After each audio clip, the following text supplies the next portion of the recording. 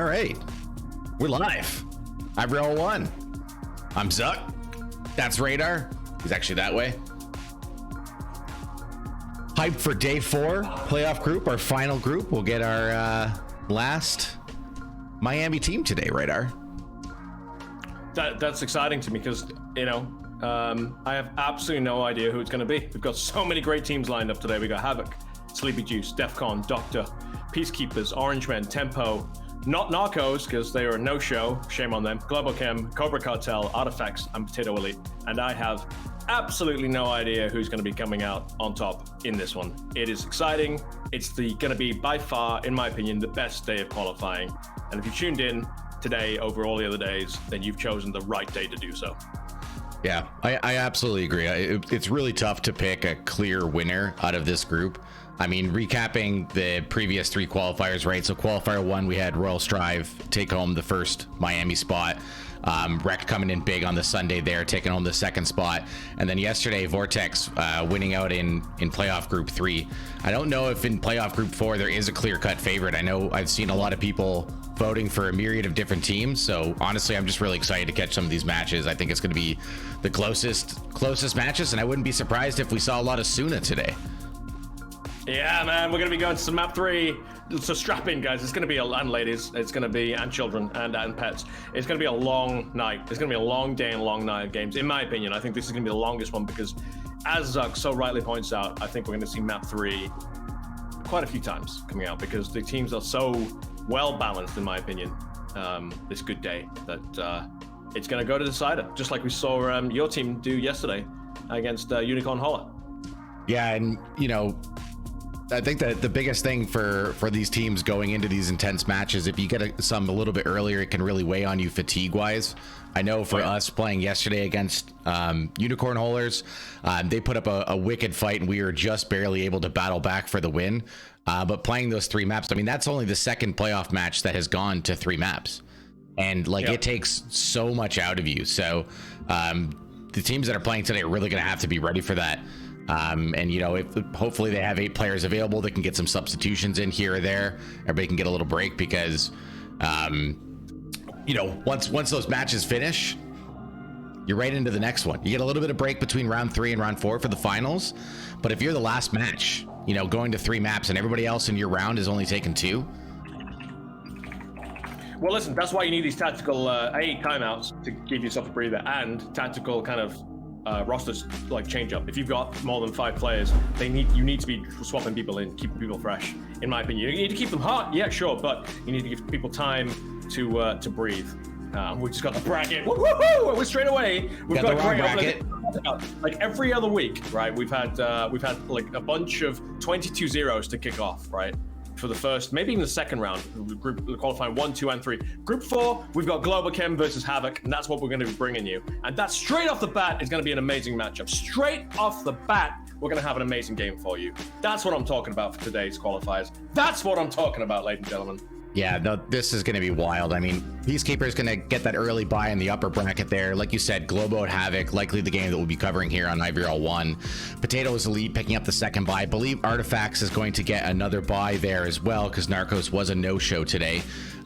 Cobra Cartel picking up that 3rd buy. DEFCON and the Orange Men. I can't say that I know a lot about either one of these teams, but that should be a pretty good matchup. Fairly even. DR getting the 4th and final buy, and Tempo and Sleepy Juice. That's a tough matchup for Tempo going into it, but I know they've been putting the work in there.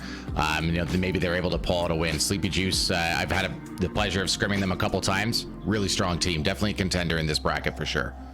There is no team in this in Group 4 that's here. Narcos, what I'm talking about you, that has not been putting in the time in. I know every single one of these teams. Well, actually, the only team I don't know have been putting in the time in the Orange Men, and that's again no slight against Orange Men. I just don't know any of the players.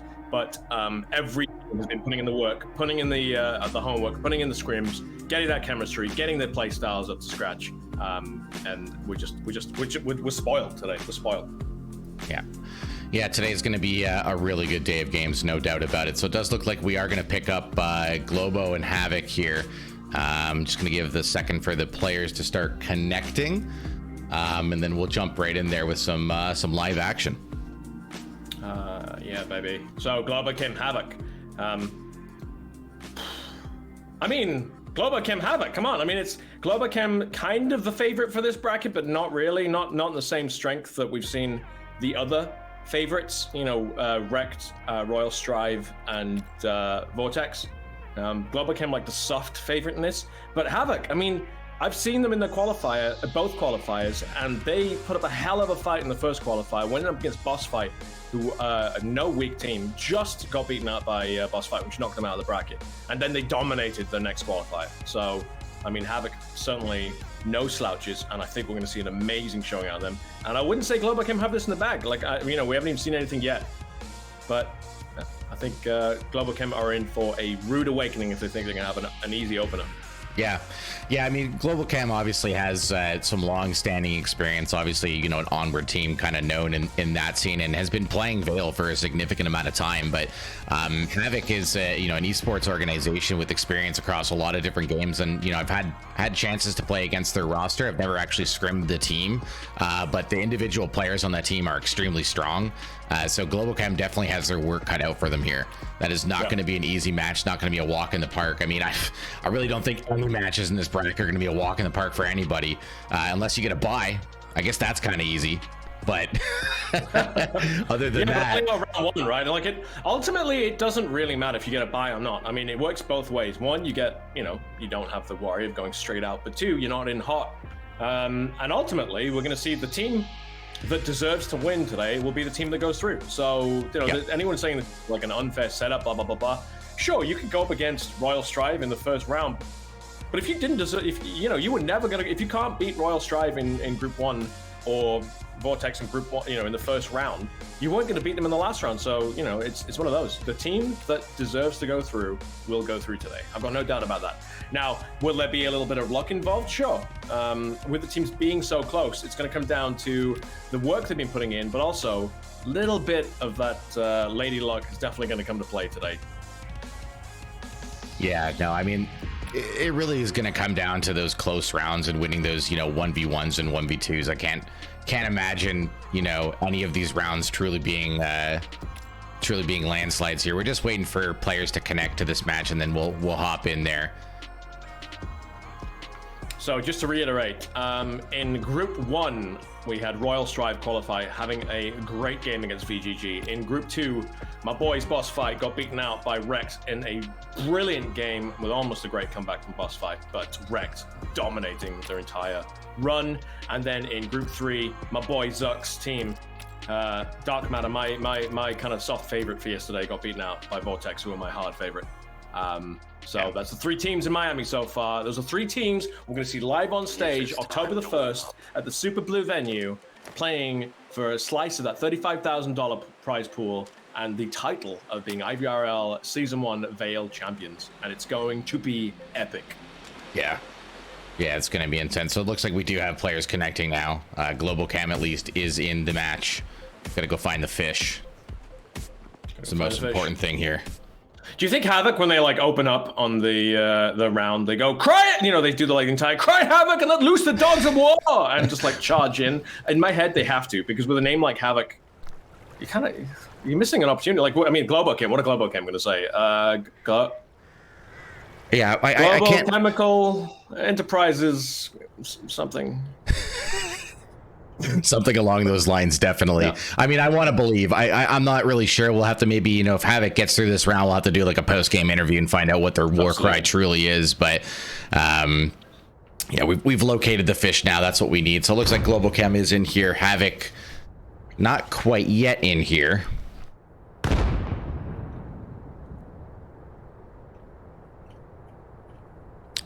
Krako wants to know if you can rub your and his head together in Miami. What do you think? Yeah, absolutely. That's like double the good luck. I mean, who knows what will happen? Some say the some kind of singularity will be formed, but we said the same thing about the Hydron Collider, and that turned out fine. It'll be fine. Yeah, absolutely. Should be fine.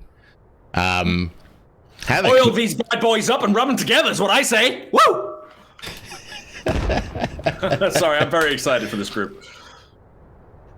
Yeah, me too. Wow, still no Havoc. Kind of really hope they get here, like soon. Yeah, I would certainly hope so. The time is counting down here. I'm not sure if maybe there's a, a tech issue here.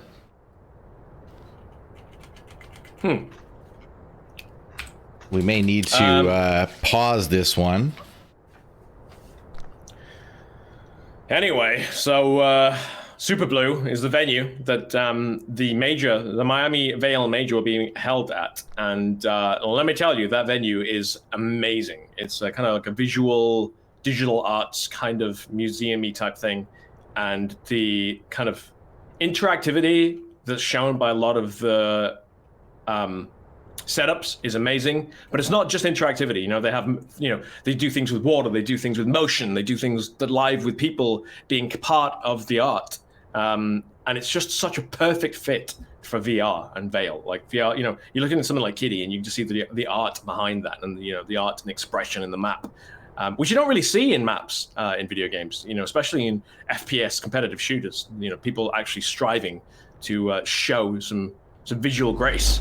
But yeah, Super Blue, go check it out. www.superblue.com. Check out the videos for it because it's amazing. If I was going to Miami, I would be going to see it straight up, like just out. I'd want to see it. So getting to host and cast this, there is like a dream come true. It's freaking awesome.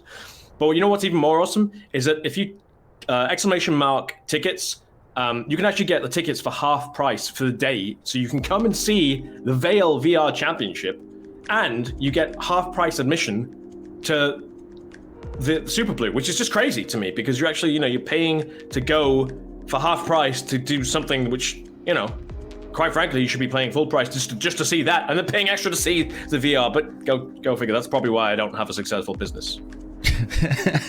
That might factor into it. Yeah, the venue Super Blue looks awesome. I'm really excited to go down there and hang out with everyone and get some casting done. And so far we've got 3 amazing teams lined up, and today we're gonna get another 4th amazing team. It's gonna be an absolute shootout on LAN. Biggest esports LAN for VR since 2018 or something like that. Like, this is a truly kind of monumental, after COVID and everything like that, and we're finally able to kind of get back to these types of events. I'm super excited to be helping the Ivory crew put this one on and be there and experience it firsthand in person. It's gonna be really good. So if you are able to get down there, whether you're close, local, or you don't mind grabbing a flight or anything like that, highly recommend it. If you are able to, it's gonna be an awesome event. Like Radar said, ! Tickets, half off your Miami Vail Major tickets live at Super Blue, and it looks like we have Havoc in the game now. So we should be going live here very shortly. On the road to the Miami Major. The road to Miami. Final day of qualifiers. This is it. Man, I'm so excited. Today we get to find out who that last team is going to be, and it starts right now, ladies and gentlemen. Globochem versus Havoc. Globochem playing as Rayab, the defenders to start with. Meanwhile, Havoc Get ready. as the colonists, the attackers, the guys with the puck who need to get to an artifact and scan it. And it looks like Happy Papaya. Wow, I said that first try without even trying. Happy Papaya is going to be the carrier. Yeah, it looks like Havoc's going to open this one up into a 3-2 split into A and middle. Pintail and Comet working their way slowly through. Everybody here kind of crab walking up, not making too much noise, not trying to telegraph their play. Globochem setting up pretty standard. Thunder's on bridge. Izzy backside A. Otto and Toast both in middle positions ready to rotate. And Mike Crook 21 holding down the B site here. Yeah, but it's going to be the A site that's going to be receiving the action, and it is the dreaded pistol round. And in my opinion, with pistols, you need to be aggressive. You need to be push as a team, and you need to be aggressive. Have multiple pistols on a person every single time. Like, they shouldn't, it's not the same with SMGs and stuff. You need to be spreading out and spreading your aim. But in my opinion, with pistols, it's directed aggression that needs to come out, and that's what we're going to see. Yep, some flashes and smokes coming out now from Havoc as they try to execute. Natty Betts and Oricana gonna be heading up there to A long here. Gonna have to deal with Izzy. Izzy's ready for it. Takes down Oricana. Oricana taking his eye off the ball as Izzy came out there. Heard Thunderpilot to his right. Had no choice but to sweep his aim. And straight away, the push on A1 site has stalled. Yeah, just like that, it's a 5-on-3.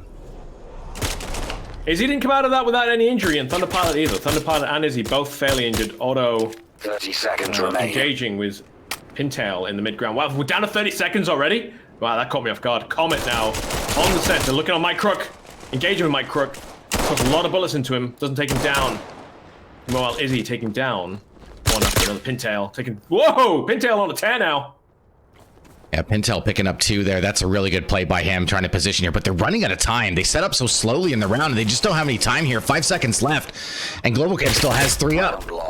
Yeah, that's going to be a round for Globochem there. I mean, really interesting play. I haven't seen a lot of teams do that, come out slowly like that from Havoc, but clearly they practiced that one. The execution was on point. It just kind of really turned around quickly. I mean, Thunder and Izzy grabbing those first 2 early picks kind of shut down the rush, and that was it. But, I mean, listen, I get it in a normal round, but in the pistol round, I really don't understand that push. Like, just in my opinion, the pistol round is all about aggression. You know, yay, stealth, whatever, but, you know, you've got to go aggressive with the pistols. You can't mess around, and we saw it there. The time, it didn't really matter if they got the kill or not. They were out of time. They weren't going to get that scan in, and they weren't going to kill all 3 defenders before the time ran out, so...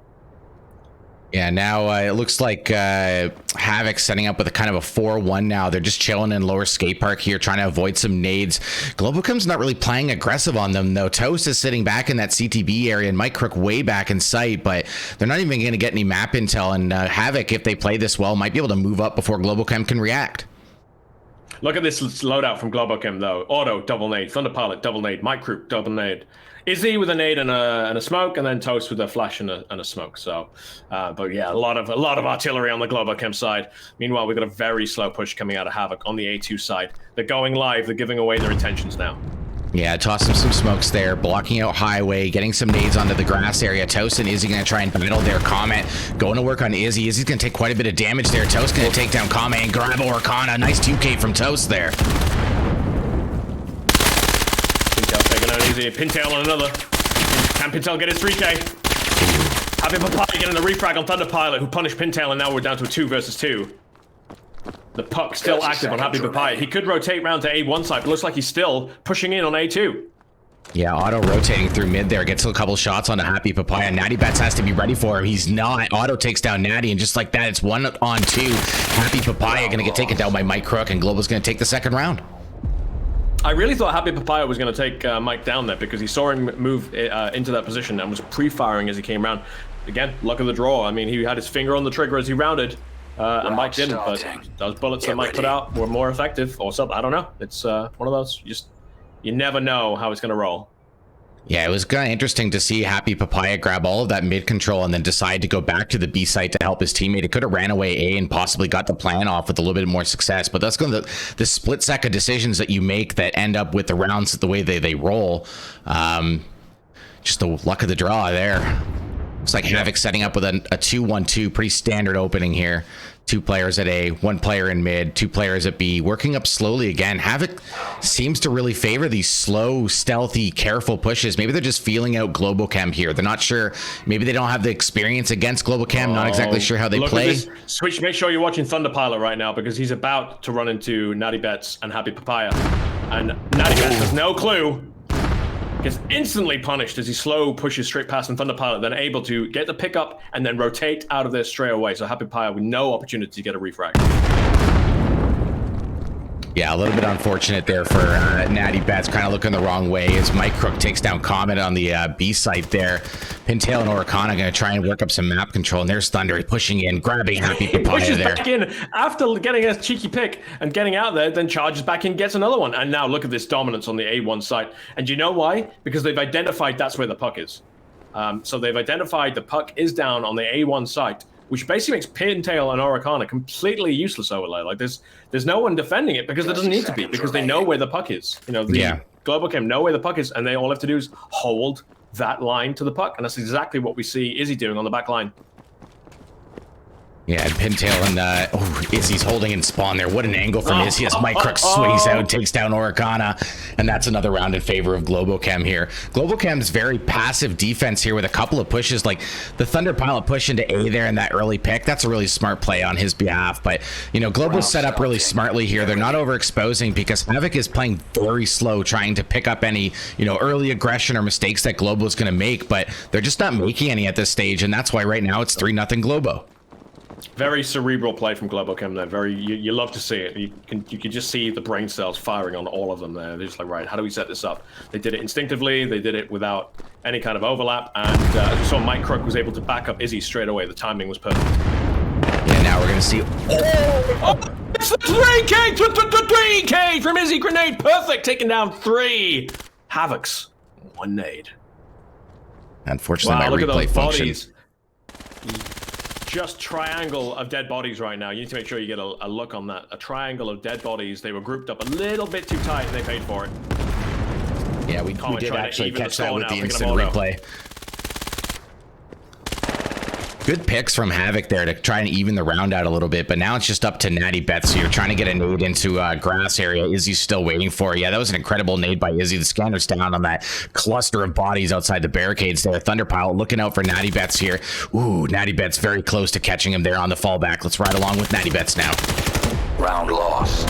Izzy's gonna find weirdly, Natty Bets Bets. decided to push out without picking up the puck. So the puck was right next to Natty Bets, and Natty just ignored the puck and going out, maybe kind of given up at that point. But you know, especially in Vail, 1 versus 3, I've seen that clutch happen time and time again.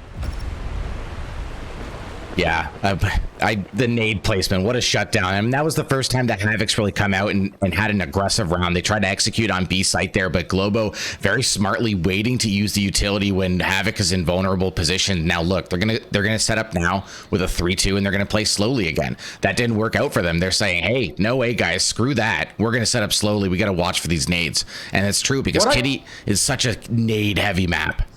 But what I don't understand by this slow play is that everyone's playing slow and quiet. Therefore, you're not forcing Globochem to use the utility. You know, typically when, you know, you have 3 go quiet, 2 go loud, or 1 go loud, who tries to draw out that utility and draw out the defense, right? That's what you kind of do. With everyone going quiet, you're not drawing that utility out. So arguably, you're not kind of, what are you gaining by everyone going quiet? I don't know. Yeah, I think what Havoc's trying to do is get up there and start executing really close, so there's less time for Globo to rotate on their executes, but it's clearly not working for them. Toast going to pick up 2 there. Now Toast in a really good position to possibly find Pintail and Comet here. Pintail swinging out, grabbing Toast and Thunder. Thunder and Mike returning the favor on Pintail and Comet. And just like that, it's 5-0 Globo here. Wow, Globochem coming into this super hot. Havoc, though, I mean, let's look at the kill spread. It speaks for itself. Pintail on 6. And everyone else on his team with just 1 kill as we go into the 6th round. The rest of Havoc need to wake up. They need to get the head in the game, and they need to move as a team. One thing I'm seeing is like a disjointed push where, you know, one goes in, then the next one goes in, then the next one goes in. Each one of them going to the grinder. Yeah, it's interesting that they're electing to use a lot of flashbangs here, but not nearly as many smokes. And here we see a little bit of a quick A execute coming out. 4 members of Havoc trying to work in. They've got to deal with Izzy at the back of the site here. Toast ready on bridge for Natty Bets and Happy Papaya. Izzy's going to pick up Comet. Toast going to pick up Natty. Oricana going to return the favor, but Izzy's still up inside A. Oricana, there's hesitations to make the teammate pay for it. Like, he hesitated and Natty got taken down. If Oricana had gone out live, would have taken the kill, but look at this. A1 shutdown from Globochem on all sides. Pintail trading out with Mike Crook, but leaves Happy Papaya against 2. Yeah, Happy Papaya is in a little bit of an awkward spot. He does have the scanner directly in front of him, though. He's going to try and swing out on Otto, but Otto is ready for it. Shuts that down quite easily. 6-0 Globochem. So, I mean, that's saw Havoc. They were very effective on Suna. You have to wonder how much work have they been putting into Kitty and Ma. I mean, that's where the work needed to be. And have they been putting in the work? I mean, they definitely don't look like, you know, they don't know the map, but they seem to be lacking confidence. They're not moving, you know, there's hesitation constantly. And I think, obviously, they're off to a bad start. I don't know how long they've been a team. So maybe, you know, the Globochem and teams of that ilk have been together for so long that chemistry is there. And they've been live on stage in VR events, so that, you know, they're used to handling pressure. Havoc might not be. Yeah, look at Thunderpilot here pushing up to the barricades position on B. This is going to be trouble for Havoc as they try to work 4 players into the bottom of skate park here. Oh, and Flash finds Thunderpilot, but Thunderpilot swings out, grabs one. Natty Bet's able to return the favor. Oh, it goes long. Almost takes Oricana though. Good swing by Mike Crook there. A little bit overexposed to multiple autos. Going to pick up Natty, but Oricana's going to return the favor. Now it's a 2-on-2 situation. Oricana's back line, but no one has the puck. He's run off without the puck again. It's a 2 versus 1. I mean, Havoc might get the first point on the board. They need it desperately, but they don't have the puck right now, which is unfortunate to see. Izzy taking down Oricana. Izzy very injured right now. Pintail, the one you don't want to be alive, if you're on Globochem, is the one that could swing this. Comes out firing, takes down Izzy, gets the first point for Havoc on the board. Much needed. Pintail now on 10 kills, matched only by Izzy on Globochem. The rest of Havoc on 4, 2, 1, and 1. So Pintail really putting in the work right now. Ready. Yeah, and it's no surprise, Globo doing well and seeing Izzy at the top there. Really, she is, a breakout fragger for Globochem. So her being on the top of her game this afternoon is going to be huge for Globo, and it looks like she's coming out swinging. But Pintail not letting him steal that round. Havoc really needs to try and make a push here. Going into defense with only 1 round or 2 rounds is not going to be good. They got to storm back and get 6-4 here. That's really what Havoc needs to turn this map in their favor. And they're going to elect to set up it looks like kind of a 1-1-3. But, like you mentioned, they're all just moving slow, but no one's really truly faking. Oricana going to try and do some damage to Izzy there. Loud, but it's after Oricana's already gone loud on A2. So I don't know. Pintail's made some noise, but the noise being made on A2, so all it's doing is making Globochem go, well, this is a split push. Pintail not ready for Thunderpilot as he swings behind. Pintail takes him down. Pintail should have heard the audio. Comet taking down Izzy, though. Comet with 0 health. Mike Crook will have no difficulty shutting down Comet, if any of his bullets. He could just throw sand at Comet at this point, and it'd be enough to shut down Comet. Yeah, just sneeze on Comet and he's got him. But now Mike Crook has to deal with 2 of them. Happy Papaya's right there. A little bit of blind fire, not going to work out. Mike, big 3K from Mike there, holding B site. Holding tight, Mike Crook.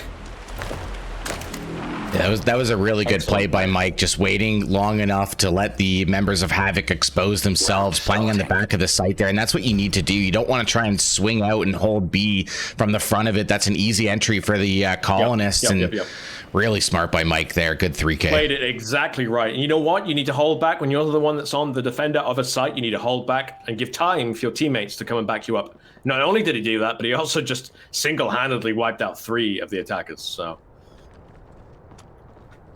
I like the Globochem setup here. I mean, if you look at it, they don't commit, to A2. They put people back who can easily swing in if they have to. Yeah, good deep nade there. Not going to catch anybody. Comet and Happy Papaya going to be waiting here. Natty Betts and Pintail going to be trying to work out mid, but Thunderpilot's waiting right there. Thunderpilot takes down 1, takes down 2. Comet getting the refrag, but not before Thunder picks up 2 of his teammates.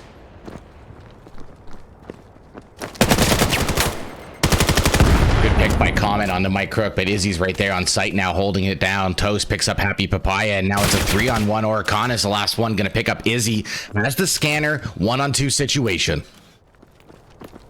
He's got to hear those footsteps. Wow, he gets triangulated by Auto and Toast. Wrong place, wrong time. Yeah. Yeah, it overexposed a little bit at the back of the site. I mean, the nerves are going to be going. You're down 7-1 at that point in 1v2. You want to try and bring that round back for your team. And it looks like we're going to have a tactical timeout being taken here.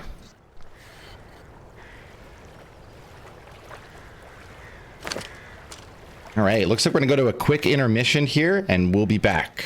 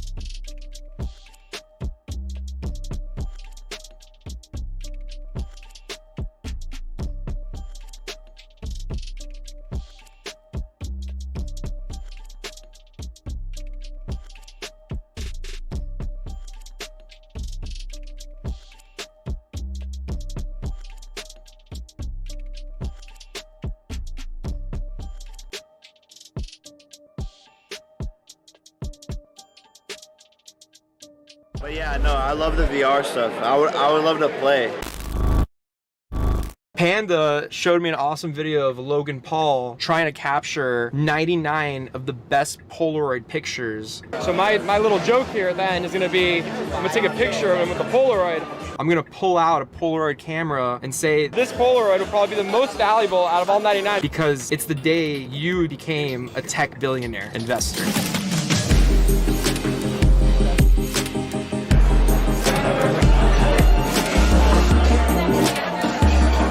Good to be outside, like I forgot about sun. I'm literally gonna say, I haven't rehearsed this. I just live it. I don't have time to practice for these things. What's your pitch? We've been working on this VR game called Vail VR. So you can not only be doing a first-person shooter, but really take full advantage of virtual realities as a medium. We essentially reimagined the gamer's lobby, design and customize as you see fit. We've used inverse kinematics to create a full body experience. This summer we're launching our beta, and in September we're going to be doing the first Miami esports tournament and the biggest VR esports tournament in history for VR as well.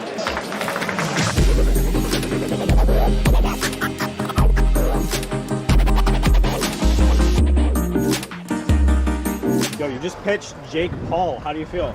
The guy was late to the event, so he missed our pitch, but I was able to pitch him after. I want to introduce you to Jonathan, by the way. What's up, bro? How are you, brother? You have a headset? Yeah. Which one? Oculus. But yeah, no, I love the VR stuff. I would love to play. Dude, whenever you want. I want a character in the game. I can do all that. What it looks like, bro. That's dope, though. It looks clean as fuck. Yeah, I have a bunch of videos and shit, but nothing beats Actually doing it. So I wanted to do you a quick favor. You know what this is? Yeah. And I want to take one quick picture for you. Let's do it. I know your brother's doing his 99 Yeah, Polaroid yeah. photo. You're gonna whoop him with this one. This is the day you became a tech billionaire. You got a good one too. You better keep doing it. Hell yeah.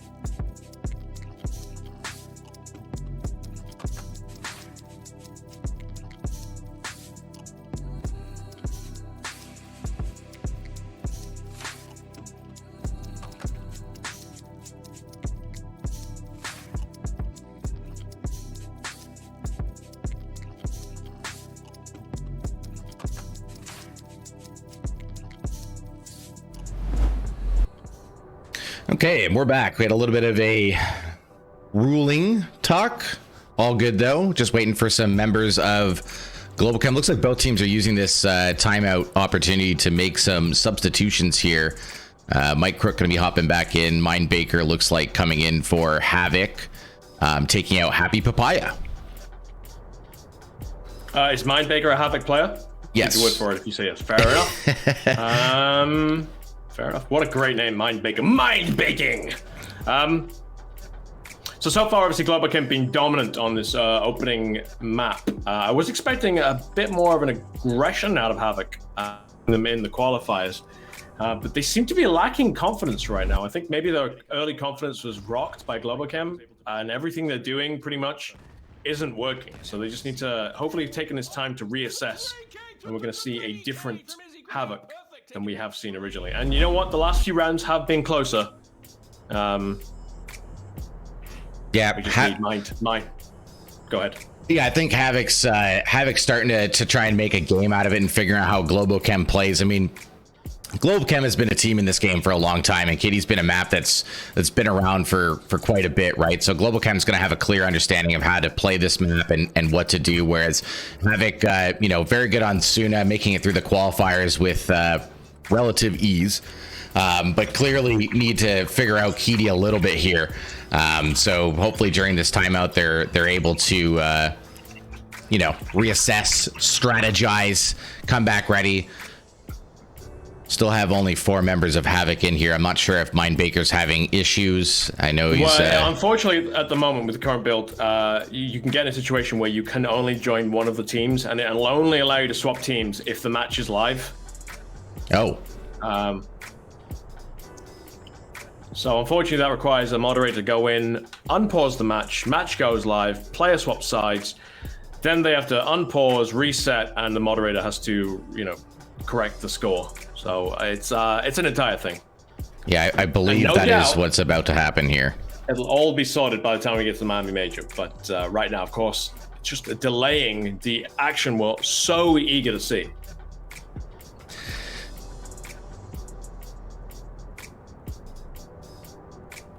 So they need to reset a point before they do that. They need to reset first. Yeah.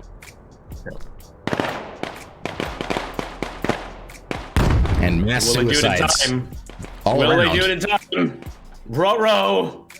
Are we live right now? Am I rut-rowing live on cast? Yes. Yeah, 100%. baby. I love rut-rowing live on cast. Yesterday, Lamp got me singing live on cast without me knowing it. So, hey-ho. Now we've got the team sorted. Hopefully, we're going to be going straight back into this. Mind Baker taking the spot of Happy Papaya with a name that I've not failed to correctly enunciate yet. It's kind of a shame that Happy Papaya is gone because I was having a lot of fun saying that name. And that really rolls off the tongue. I have to agree with you there. But I think I haven't seen Happy Papaya play before, but Mind Baker I have seen play, and I know Mind Baker is a starter on this lineup. So maybe just a late join here, jumping in, just got home, something like that. Real life is a real thing. Oh yeah. Well, it wouldn't surprise me if Happy Pie was new, because again, I was seeing hesitation, and it just didn't look like comfortable. Like the lines Happy was taking stuff just didn't look comfortable. Like they were hesitating. Again, I keep using that word, but it just felt like it might have been a bit of map lack of knowledge or lack of experience. Anyway, 3, 2, 1, and we're into the last round that Havoc get to play as the colonists. So after this, we shall see what they can do as Rayab, holding back the Globochem offensive as a colonist. Yeah, and also, let's see what Mindmaker can bring to this mix. Yeah, I really think Havoc need to get a fake out or something. That nade was so close. That nade. That nade. And they're gonna set up again. So we've made that. So they've set up on A2, and Havoc have set up on A2. Meanwhile, Mindbaker quiet on A1. Is he gonna kind of do like a slide in once the action kicks off and try and get a flank in, I guess? Possibly, maybe coming through kegs. Looks like Mindbaker is actually going through museum here into A. Exactly right. So maybe the idea is they make a lot of noise, they push hard on A2, and hope that A1 becomes undefended and Mindbaking can sweep in from a back, an absolute flank. Yeah, Globochem getting a little antsy here. Everybody running around. Is he doing a little dance right now? Okay, is he? I mean, it's only 2 minutes rounds, and we're down to 50 seconds, and no one's seen each other yet. You know, I understand Havoc's going in for a slow push, but they're really like castrating themselves here in a situation where even when they go live, they're only going to have 40 seconds to play with, and that's counting down even further. 38, 37, and yeah, now Globochem's smoked off the cave, which is going to be tough to entry from. Comet going to get picked up by Thunder there. Good alley control. And looks like now Mindbaker and Orcon are going to be coming out on the A side, throwing a little bit of a fake. Money Bet's trying to entry, and Mike Crook takes him down, but Toast is right there. Now it's Globochem on the wrong 4. side though for this. Thunderpilot rushing back in. They could get a plant. They need to get this plant in the next 15 seconds. It's kind of worked out because they did a rotate while we were talking. And it's actually worked perfectly because Globochem pushed to A2 site and the attack really came on A1. And they've taken the site, got the plant. And it's exactly what they needed to do. Thunderpilot swinging around the back. Gonna maybe pick up Pintail. Picks up Pintail. Refragged by Mindbaker. Mindbaker getting another refrag, immediately overtaking what Happy Papaya was doing with their kill ratios. Oh, but Toast taking Mindbaker, and there's plenty of time to disable the scan. But a great push from Havoc, and it's the Havoc we needed to see out of the gates, not on the last point of this before this side swap. Yeah, if you're thinking about using all of the round, that's definitely one way to do it. I mean, they did a good rotation there, bringing a couple more members back towards A and the late execute, and there was 3 members of Globo holding B there, and it was really a good round for Havoc, but Globo able to retake the site through good communication and timing. They pinched on the site and took Havoc down, and that's it. 9-1 at side swap. It's where you want to be if you're Globochem. You've got a nice buffer. You can afford to screw up a few rounds and it not have you affect you too badly. Yeah, now we're in pistol round here. If you're Havoc, you're like, oh no, we all big like slog up a hill if we want to take this back. You know, we can't afford to make a single mistake. Yeah, Otto going to be taking this long angle in the bunker here. Mike Crook and Toast working towards Skate. Otto going to join them now. Thunderpile and Izzy at middle here. Globochem trying to feel out the Havoc defense here. Trying not to get overcommitted, get taken down by any nades.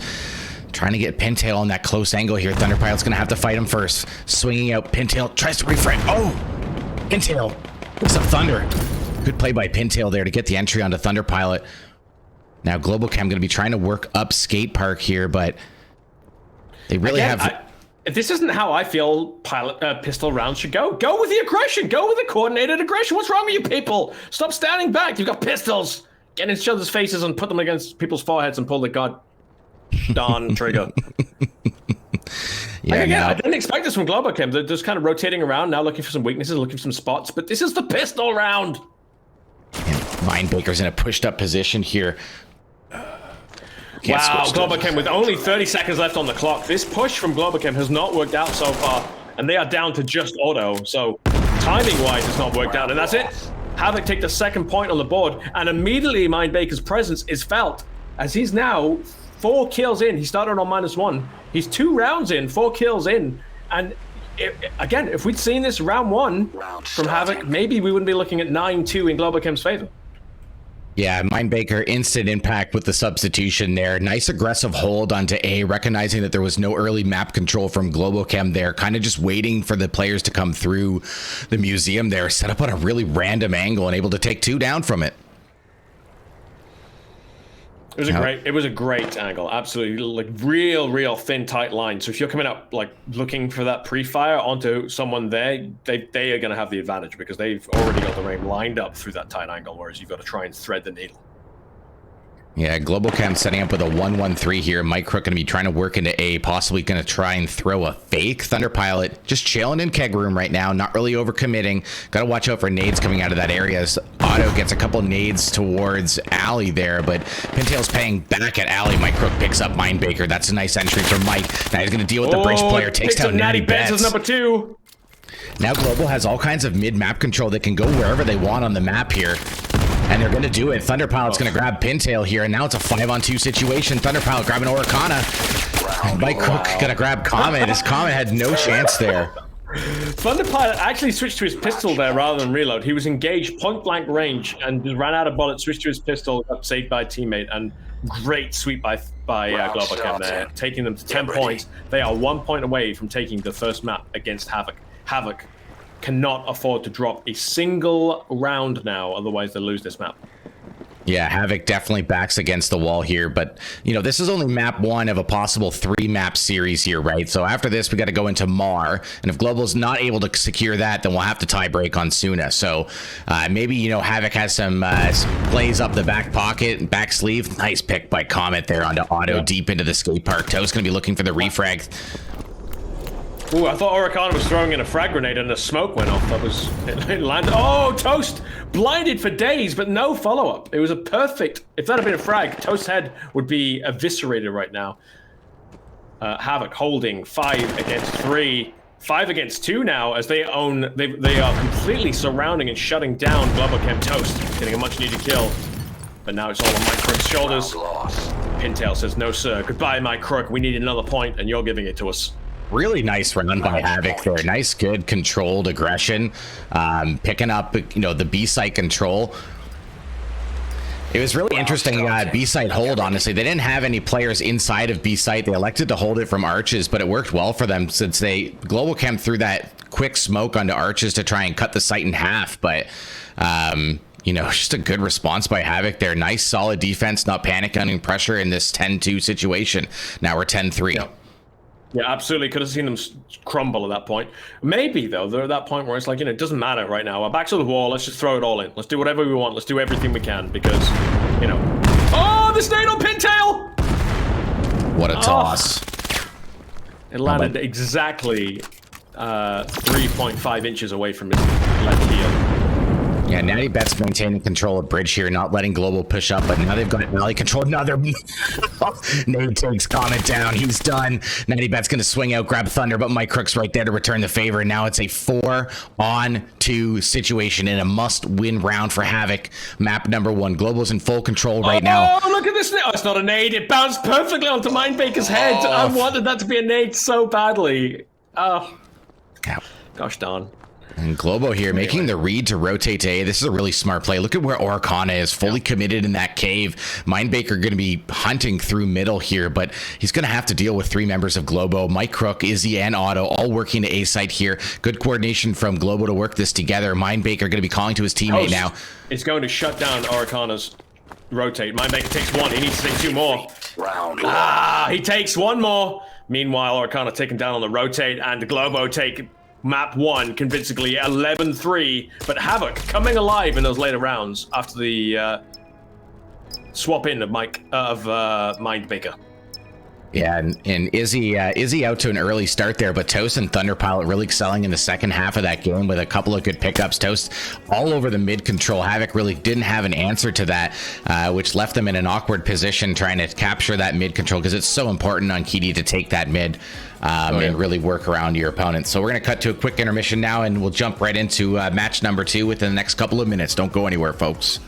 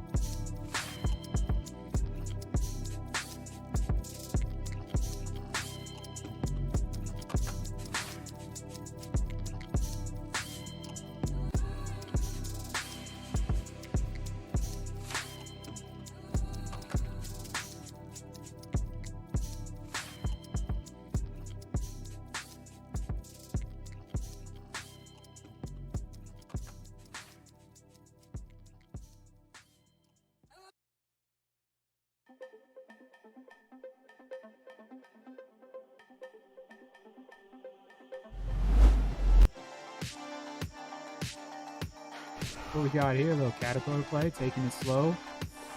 Real CJ about to peek this with a ton of lasers, folks, as the scan is almost complete. Spambot coming around, looking for that kill. You can't find ammo. Ammo again, not being spotted. Sniper trying to stay tucked in. Gonna grab 2. Could grab a 3rd, does grab a 3rd. And grabs a 4th. Wow, 4-piece there for a Lumi Sniper. Coming through here in the footsteps. What a play, what a play. Oh my goodness. The artifact saving his life as well. Grenade coming out. What a grenade. My goodness. Oh, the reload cost him. Crackers gets a double. Oh my goodness. Crackers. Going to be tough for Izzy to make this approach. Machi waiting for the footsteps. Here's the footsteps and makes the peek. Trying to put his gun up while he climbs the ladder. And Izzy's going to be right there. He finds Izzy and he finds Mike Crook all within 1 second of each other. Lurf, oh my goodness, can he get this scan, this defuse as well? Push coming out. Rusher's holding things down here on the catwalk. Going to have to face off against 2. Finds 1. Wow, what a free fire. Are taking him out. Cardboard box, last member up. He's going to be completely surrounded. Cardboard box gets 1. Cardboard box gets 2. Wow, what a shot by Cardboard box. Double headshots with Coolio left. And Coolio. Okay, we're back. Map number 2 here. What do you think Havoc needs to do to try and swing back in this match? Obviously dropping Keedy. They got to stay alive. If they want to stay alive, they got to try and win this map. So what do you think Havoc needs to do, Radar? They need to win. Simple as that. Like, there's no secret sauce here. They just need to, like, be less... They need to work better as a team. They need to lean into Pintail and Mindbaker, make them the point of the spear, make them the game openers, okay? Because those are the 2 most effective we saw on Kitty. Maybe it'll be different on Mar, maybe different players will come alive, but they need to be the tip of the spear. You need to play off the strengths of the team, and the other players need to support those 2 players and allow them to create the openings. However, of course, they're starting as Rayab. What they need to do as Rayab is hold the line, get as many points on the boards as they can before the side swap. And that's where they can then play off the strengths of these 2 players. And I'm not taking anything away from the rest of the Havoc players. Like I said, maybe everyone else was just having an off round on map 1 compared to Pintail and Mindmaker. Yeah, maybe they're just not Keedy players. The main thing is they started to get some points and they started to bring it closer. And what that means, you know, for morale, it can't be overstated, because really, you know, they're coming into map 2, and if they'd only had that 1 point on the board, the morale will be in the toilet right now. And they'd really be struggling not only with Globo, but also with the self-doubts. Now, the fact that they got 2 more points on the board when Mindbaker joined, and it was 8-1 at that point when he joined, and they managed to get 2 more points on the board. I know it's only 2 points, but that's the kind of thing you need when you come into a new map going, hey, if we just had this lineup from the start, who knows where we'd be? And then go with that mentality, reset their mentality, get the confidence back, and really bring it to Globochem on map 2. Yeah, that's a really good point. I mean, since Mindbaker subbed in, Havoc's only down 1 round. Theoretically, it's a 3-2 game since Mindbaker's been in the lineup, which, you know, that will bode well for them carrying a little bit of momentum into this game. And I totally agree that they need to set up their entries in the way that they're playing on Colonist side, at least, you know, favoring Mindbaker and Pintail as the entry fraggers, and then supporting them with smokes and utility. But Rayab will be interesting because Mar is a little bit of a larger map, so sometimes it's important to understand when you're overwhelmed and pull yourself out of that situation so you can play retake on those sites, and you know your buddies can get over there and help you, right? So that's really what it's going to come down to here is good rotations. We know Globochem's a coordinated team. They're going to overwhelm the sites, and Havoc needs to be ready for that. They need to be using smart utility. They need to be, you know, smoking them off, nading them as they push in, and deciding when it's just not worth the fight and falling back for a little bit. So not sure where that's the really fifth what we need. Member that's really the big difference we're seeing right now. Again, we're seeing only 4 players. We need that 5th player in, otherwise oh wow, and we're actually going live with only 4 Havoc players. Yep, that's just the way it's going to be on this one. Unfortunately, Havoc's not going to be able to take a tactical timeout until the 2nd round here, so they will have to play the 1st round 4v5, unfortunately. Just this luck of the draw with a tournament like this when, you know, there's 4 rounds of matches in 1 day. It is what it is, but they just need to hold. They've got Pintail and Mindbaker and Comet and Natty Betts. Again, it's the pistol rounds. It's all about the aggression. It's all about the coordination. And Globochem are doing a 5-man push on the A2 site. problem with that, Natty Bets and Pintail are going to take a long time to get here. And they have to start rotating now. With the pistol round, you can't afford to be outnumbered. It's all about weight of numbers and guns on targets. Yeah, absolutely. Unfortunately, we're seeing Pintail and Natty Bets coming back in, but Izzy holding them both back right now, single-handedly. That nade from Izzy almost find Pintail. What a beast. Oh, this nade coming in from Natty Bets! Straight on Thunder Pilot, almost takes out Izzy as well. Yeah, nice entry there from Natty Bets, and now Comet's going to take down Toast, but Otto's going to return the favor now. And it's a 2-on-3. Nice pick by Natty there. Trading onto Izzy. All up to Pintail. Versus... Yep. Ooh, his audio has been made. Or has it? No, it must have by now. Oh, nade comes out! Doesn't find Mike Croak. Meanwhile, Pintail takes a few slugs. Oh. Mike and Otto being very bold here, allowing Pintail to possibly take a pick here. If Pintail hits one of these shots, Globochem could be in trouble. Very aggressive play from Globochem here when they know all they need to do is wait. Pintail trading shots back and forth. I'm watching Pintail right now. He's so good. Yeah, he's on it with the shots, but he's just not able to take him down. Now Otto's got sight control. Mike Crook's rotating around. He's got 3 seconds to get in there and disable. Takes down 1. He's got no choice. He's got 2, but it's going to be too late. Pintail, you beast. I love you, but you took too long. Ah, Pintail, that was sick. That was sick. That was such a joy to watch, but just not quite enough. Well, not quite soon enough. Yeah, that was a really good try from Pintail. Nice shots onto Otto and Mike there. Just not enough time. Globochem being very peaky on the sight hold there. I was really surprised to see both of them kind of getting involved. Now it looks like Globochem is going to set up for 2 members into Catwalk and 3 members towards Armory, 2 outside here. Pintail's going to have to deal with Mike Crook. Mindbaker's also up in the Catwalk, possibly their 2 strongest players. That's going to bode well for them here. Comet getting very pushy, taking that far balcony side. Izzy's pushing up here, going to have to deal with Pintail. Pintail knows she's coming, throws a flash grenade. Izzy gets out of there. Smart play by Izzy. Globochem holding that center ground, looking for those picks. Izzy getting the first pickup on Pintail, and that's a big pickup. We know how effective Pintail has been time and time again. Mike Crook gonna grab Natty Bets there, but Mindbaker gonna return the favor on Mike Crook. And look at this long angle that Comet has. Watching this back catwalk, Izzy's gonna expose, gonna get shot in the back there. You know what's really interesting about Globochem's push is that they haven't committed to a side. They're finally committing to A2, but Otto with the puck carry was really sitting back waiting for the best opening. Nice peek by Oricana there to pick up Thunder Pilot. Now Toast and Otto going to be working on him. Oricana's just going to be chilling up here, holding this balcony control, though. It's a little bit awkward now as 2 members of Globochem surrounding him. Pincered, though. Good support from Mindbaker to pick up Otto now, and it's a 1-on-2 situation. Let's ride along Mindbaker here now, flanking around towards the Rayab spawn. Nope, elects to go back. But, you know, the key thing is here, Mindbaker just needs to take his time. Time is on his side. They don't have the puck. He might not know that, but the scan hasn't gone in. I always say this when I'm, like, coaching teams in this game, is that wait for the puck. Wait for the scan. If you're outnumbered and they hold sight, let them screw around. If they haven't put the scan in, it's because they can't put the scan in. So let them waste their time. You can always counterattack once that scan goes in. Yeah, now Mindbaker's gonna hear it, picks up Toast. Whoa. Nice shot there. 1v1 against Izzy now. Izzy has glass control in the hole in the wall, but she's gonna see him with the window there. This is the second time we've seen a potential clutch from Havoc. Oh! Izzy takes hits, has no health to speak of left, but it doesn't matter. He takes the kill, takes the second point, and I tell you what, Havoc are putting up a great fight. That's the second 1-versus-1 we've seen now. Yeah, these are really, really, really close rounds. Nice job by Mindbaker to get set up, but Izzy in a really good spot in that hole in the wall and using the advantage of the windows. You can't currently shoot through the windows, which caused all kinds of issues there for Mindbaker as his position was very known before Izzy was swung out there. Mindbaker going to try and get a nade onto Thunder Pilot there. It's not going to catch him. He's going to fall back in the tunnel here. Oh, nice jump by Mindbaker. Takes down Thunder. Mind baking. He is definitely baking minds right now. Sorry, that's a reference to Mentok the Mind Taker. If you know, you know. Looks like Globo here is going to try and take this A1 site, setting up all over it.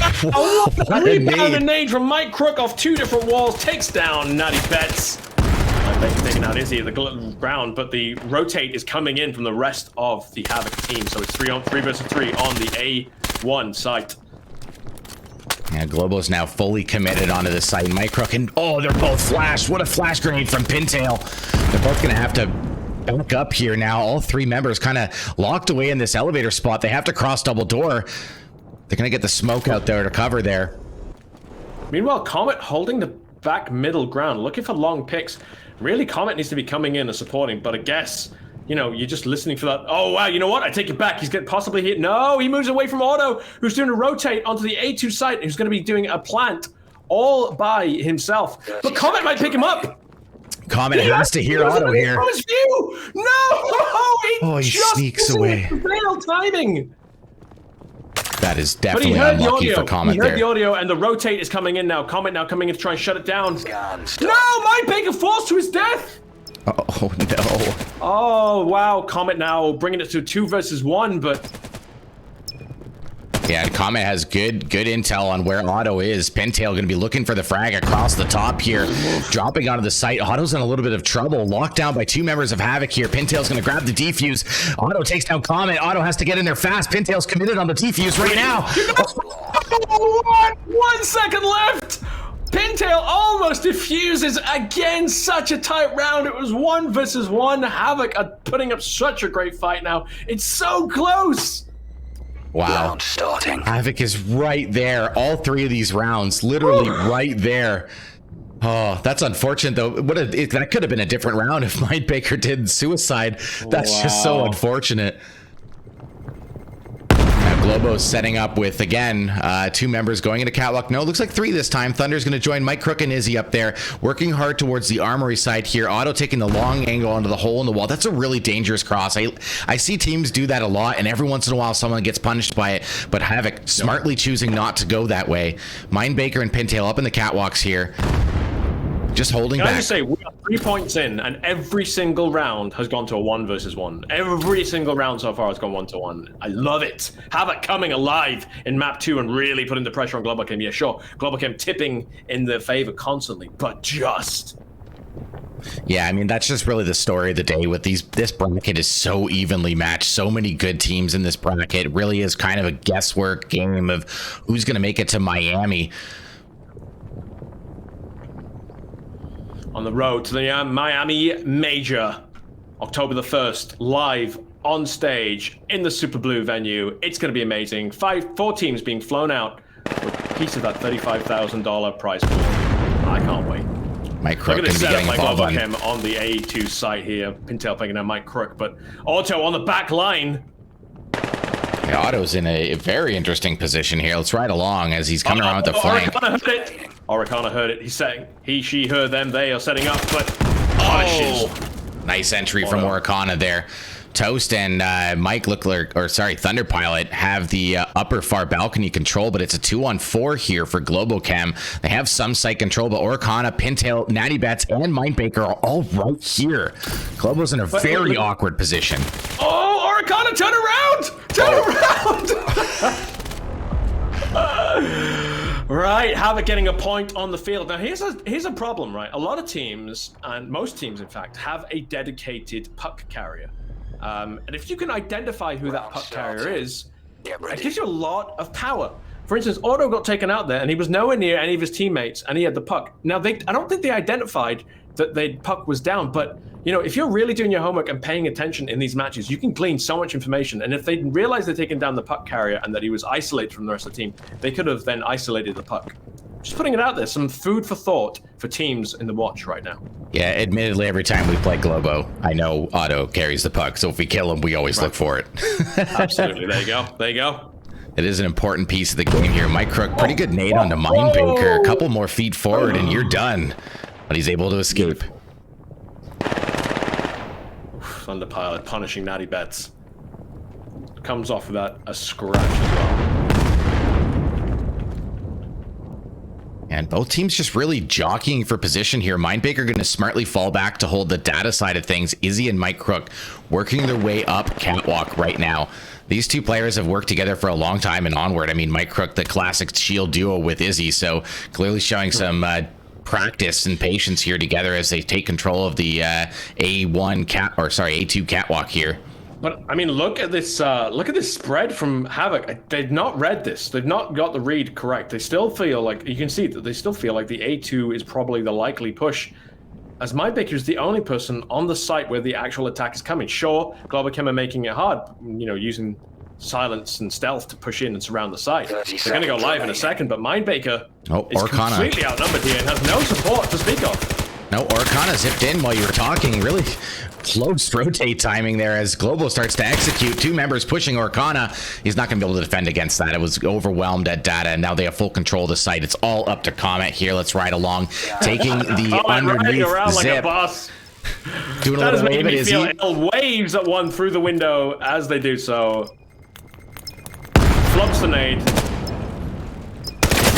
Comet out, coming up pre-firing, working off the audio, punishes Comet for Comet's little cheeky wave. Yeah, Havoc needs to get some more map intel early on. They're setting up and they're holding back, but that's allowing Globochem so much map control, and they're really able to pick and choose time and place when they want to execute, which is leading them into these situations where they're able to overwhelm the site. And Havoc needs to do a better job of trying to get some map intel early in the round, maybe steal a pick or two, then fall back and consolidate. But right now, it just looks like they're, you know, kind of guessing at their setup a little bit, which is a strategy, but without the map control and giving it all to Globo. I mean, look at Thunder. He's running right through upstairs right now. He's going to have to deal with natty bets, but Flash comes in. Is it the fake out? Is it trying to convince them the attack is coming on A1? Yeah, it would appear as though Thunder is trying to run a little bit of a fake here, as 3 members of Globochem are working towards the A2 site now. Pintail has upper catwalk control, has to hear Toast below him. Will he peek out and grab him? No, Toast is underneath now. He's going to be safe from the push of Pintail here. Also on the back line again, carrying the puck, playing it very safe, waiting for an opportunity, waiting for that opening. Not dedicated to either site push, and I kind of like that, but I kind of don't like it, because yeah, fine, he's carrying the puck, he's a VIP, but his gun isn't in play. So sure, he's waiting to find out where the best entry point is, but at the same time, he's not part of the entry. Mindbaker is going to be waiting in that red room. Good pick by Mike Crook, coming out, waiting for that spot. Toast was trying to go up the back zip a little bit, got stuck. Maybe a little bit of a fake out to get Pintail out of position. Now there's 4 members of Globochem on the A1 site. Natty Bet's going to grab Mike Crook, but Thunder Pilot's right there. And just like that, they've set up the scan. It's a 3-on-4 situation. Pintail trying to go to work on Izzy. Grabs her. No problem. Now, who's that rotating through spawn? Orkana coming through spawn. Going to have to deal with Toast here. Oh, look at Toast angle. 25 seconds to Orkana. Pintail dropping off the zip. It's 3 versus 2 now. They need that momentum. 23 seconds left on the clock to try and disable the scan. 2 versus 2 as Pintail gets taken down. Smoke comes out. Now Thunder's smoked and they have site control. They need to start the descan. Comet's descanning, but he's got no support from Orkana. Orkana, where were you? And now the time is going to run out. Round yeah, a little bit of a play there. You hate to see the lack of sync. Orkana needed to be pushing at the last at Thunder Pilot there so that the disable could come out. Far be it from me to be critical, but when you watch that back, you're going to be kicking yourself on not spotting your teammate. I'm just saying. Just saying. Yeah, in that situation, Orkana just really has to body block, get in front of the diffuser there, and just get in the way of the bullets almost. I mean, the odd angle choice there, a little bit of a misinput maybe, takes the wrong side, and Thunder's able to clutch that round up in a 1v2. Yep. Havoc, again, he went to a 1 versus 1. I mean, like, has there been a round that hasn't gone to 1 versus 1 yet? I don't think so. I think they've all been 1v1s. Come on, Havoc. I want Havoc to take this. I want it to go to sooner. I want it. I want the opening game to go to sooner. I'm doing it. I'm saying it. I'm putting us in that position. That's what I want for us. It's like, I want as much time with you as I can get. Mindbaker to be pushing out here. Maybe catch Mike Crook. No, Mike Crook's battling back. Natty Bet's still on the ramp. Look, Natty Bet's has the back cat control, but Mike Crook's already pushed up. Almost collecting Thunder Pilot. Was it a friend? No, was it a friendly? Really? Mike Crook was in such an awkward position there. Taken down on either side. Comet wait for Izzy. Izzy comes out firing, takes down Comet. And now it's a 3-on-4 here. A couple of good entries from Havoc, and you see this round they've taken a lot more map control with full cat coverage now. Otto gonna pick up Pintail. Orkana gonna grab Izzy, but Otto's right there with the refrag, and now it's a 2-on-2.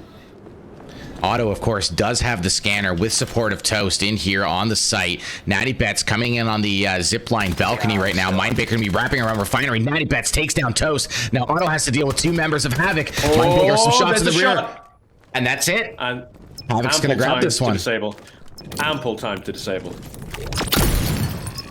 Beep, boop, boop, boop. Natty Bets gets the scoop. Yeah, really nice retake, and just honestly all around really good round by Havoc. 3 members of Havoc grabbing cat control, getting a little bit of map intel, recognizing that Globochem was about to execute on the A2 site, and they were all there rotated on the flank. Good map control by Havoc. That's what they need to be doing. Good read by Havoc, more importantly, as well. The map control was important, but it was a great read from them, realizing what was up and responding before it was too late. Whereas previous rounds, the reaction was just a bit delayed. Now they're being a bit more proactive with the play. Yeah, it was a really good adjustment. Will they get this A1 read though? Globochem's intentions very clear to us with our God's eye view. And Natty Bet's trading some shots with Thunderpilot here. A little bit of spam coming in from him. Otto is over there with the scanner, likely going to be committing. Orkana now going to have to deal with Toast and Mike Crook coming through the A1 catwalk here. Comet, some long angle shots from the Hell Zip out of Refinery. They have to know at this point that Globochem's not going Refinery. Yeah, if you see where Comet's pushed up to, he's cleared all the way through Refinery, and now Havoc is rotating over, but it is a 4v5 with the early pick on the Natty Bets there. Orkana doing a good job to hold off this catwalk pressure. I mean, Comet's has taken a very, very, very long line, but again, it's going to be one of those lines that means that the A1 push is completely unchallenged by him, and only Pintail's on site. Yeah, Pintail's gonna elect not to peek out with the plant going down. Gonna let Globo get a little bit set up. Now he's smoked off. He's not gonna be able to do anything. Toast picking up Orkana in the red room there. Now it's a 3-on-5. Pintail very silent here, just lurking around in data. I don't think that Globo expects him to be here. Flash comes out. Now they do know. Otto's going to work there. Not able to grab him, but Mindbaker is able to pick up Mike Crook. Now it's a 4-on-3. Perfect smoke out of Pintail. He needs to work off that smoke, get in the room. Oh, Toast on the opposite angle. I take it back. Toast taking down Mindbaker and Pintail. And if you look at the kill spread right now for Havoc, it's such a spread. You know, compared to round like the first map, we're seeing a very different team playing. Round starting. Like 7, 6, 6, 6, 5. A great spread, which means everyone is involved. Everyone's pulling their part. Fine, Globochem are winning 6-2, but Havoc still could turn this around. There's been, apart from that last round, there have been no clear Globochem wins. Yeah, Havoc is no clear Havoc wins. Havoc has definitely been playing a lot better on this map and making the necessary adjustments, but Globochem out to a 6-2 lead here. Havoc really needs to do a good job to clean up these last 2 rounds on their defense half going into Colonist, and they'll be in pretty good shape to compete here. Pintail going to be working on Mike Crook. Neither player able to find each other. Pintail going up the back step. Now Mike Crook has spawn control. He's flanking around. He has a full control. He's going to be able to wrap on the site here. Orkana knows it's coming, though. He's prepared. He's waiting for Mike. And he's waving at Mike. Oh, no, he's waving. Sorry. I could see him through the wall and thought he was throwing a nade. Didn't realize he was waving. How friendly of him. Hello! Oh, nade comes in, almost finds him. Oh, now Orkana's in trouble. Orkana got a little burn there, that's for sure. Oh, Mindbaker taking down Izzy Auto, almost taking down Comet. Meanwhile, Mindbaker on the high ground and Pintail holding the wide, long outside angle. But they are taking the side. It's now 3-2, where it was just 3 versus 3. Auto's going to get a scan for free, and then it's only going to be all about the retake for Mindbaker and Pintail. Really nice kill by Thunder there as his teammate tossed a grenade on a Comet, forcing him up into the exposed angle. Mindbaker just chilling. Refinery going to come out, picks up Auto. Pintail going to get taken down by Thunder. Now it's 1v2 for Mindbaker. Let's ride along Mindbaker right now. Mixo is going to... Mike Crook could find him, though. Got the line. Mindbaker with a pick. Took some damage, though. Yeah, Thunder's in an awkward position. 20 seconds left. Oh! Thunder with the drop, anti-drop shot. Intercepts a dropping Mindbaker. Yeah. Perfectly done. Extremely off meta spot there from Thunderpilot, just kind of hiding in the open below the drop down. Mindbaker, no idea he was there. Good play by Thunderpilot to play a kind of rando spot there. And what was that, Zuck? Was that another 1 versus 1 again? That was indeed another 1 versus 1. We should, instead of the scoreboard counter, we should have a 1v1 counter. I love it. Trip. Making Trip. Make it happen. Trip. Update the deck now. On the pilot, making some noise on the A2 site. Meanwhile, a silent push coming on the A1 site. Globochem opting for a fake out. Yeah, and it's going to work too, as Natty Bet's going to take the zip line over into that A1 cat area, taking some pressure from Nades. Has to deal with Mike Crook and Toast. What, is Natty Bet's not have a gun? Away from A1 he site. Does. Mike Baker's kind of hanging around, but Toast barely alive right now, as is well, everyone else is fine actually. Morikana, who's now dead. Mike Crook taking out Natty Bet's there, a little bit too much aggression. Now Mindbaker taking out my Thunder, and just like that, it's all up to Comet, just hiding in here in the armory site. 1 versus 5 definitely has his work cut out for him. And this is the last round of the half. That happened very quickly. I looked down the thing, didn't realize it was already down to just one Havoc player. And it looks like the last point before the side swap is going to go to Globochem. They've got the scan in, they've got 5 players up, and Comet is on the opposite side of the map.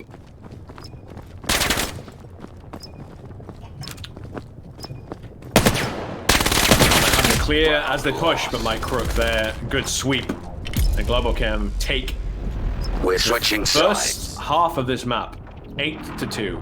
Havoc now a mere 3 points away from seeing the Miami Dreams crushed, and Globochem a mere 3 points away from being 1 step closer to the Miami Major. Yeah, let's see what Havoc brings out here on a pistol round. I mean, remember all the rounds that they played on Colonist for Keedy? They were very slow, very calm, very cautious. Looks like now they're going to elect for a little bit more aggression here as 2 members, Pintail and Orkana, going out quickly towards the containers here. But there's 2 members of Globochem directly on top of them. If they clue in here and look down towards double door, it could be trouble. Meanwhile, Natty Bet's, Comet, Mindbaker all inside trying to hit the site here. Orkana trying to work on auto here. Grenade from Mike. Takes down Pintail. Accuracy. Comet taking down auto though on the replay. Thunder and Mike getting in there very quickly. They've regained site control. Rotating in. Mindbake taking out Mike Crook with a cheeky 1. Thunder Pilot getting the refrag, holding down the site, and it's now 2 versus 3. Izzy on the flank finds Natty Bet's. I mean, look at Comet's health, or therefore lack of. Like, he's got no health, no teammates, and now he's gone. Yeah, Comet definitely in trouble there. Good rotations by Mike and the Thunder Pilot to quickly support the site. Drop down from the catwalks there and regain site control. That prevented Havoc from being able to get a plant going and made the retake for Globochem much, much easier. Good smart play there by Thunder and Mike. Now we're into round number 12. Havoc. Globochem can taste that victory at the moment. Havoc, on the other hand, edging close to the precipice. Yeah, Havoc definitely in trouble here. 9-2, only 2 rounds away from being out of this tournament, out of Miami, no longer able to compete at Super Blue. Folks, if you are looking to come down for the event, ! Tickets in chat, 50% off. Come and join us. It's going to be an awesome event. Comet fighting Toast there. Trades. Mike Crook now rotating over to the armory side. Catwalk. Izzy pushing through, though. Has some map control. Havoc electing to be very slow here. Orkana and Mindbaker just hanging out in Refinery. Mindbaker has the scanner. Pintail picks up Thunder on the rotation through middle. Now look at all of Globochem. They've all rotated over. Havoc needs to get out of Refinery here and hit towards the A1 site. But don't forget, we kind of saw this on Kitty as well, where Havoc would play very slowly and, you know, be then rushing in the last 20 seconds to try and make something happen. And I appreciate they're trying to look for map control here. They're taking the high ground. They're looking for those picks. But like you said, like the rotate has to be a little bit quicker. I mean, Mindbaker has got the puck and is going very slowly to the A1 site, which is understandable. Globochem assuming the attack is coming down A2. Pintail selling it with his life, as maybe Orkana might also do. Yeah, now Natty Betts and Mindbaker are on the A1 site. They've successfully faked Globo out here. They're all out of position. Orkana still lurking. Going to be going towards that hell zip now. Otto and Mike electing to go back through the spawn. Izzy is going to be outside. Going to see Orkana. Oh, can Izzy get the shots? No. Oh, takes down Orkana. Orkana giving themselves away as they're zipping, and they were over lava, so they couldn't even let go. Yeah, really no option the there. floor is lava, ladies and gentlemen. The floor is lava. Natty Bet's about to get taken down by Otto, but Natty Bet's responding to such grace. No help to speak of, though. No, it's a 2 versus 2.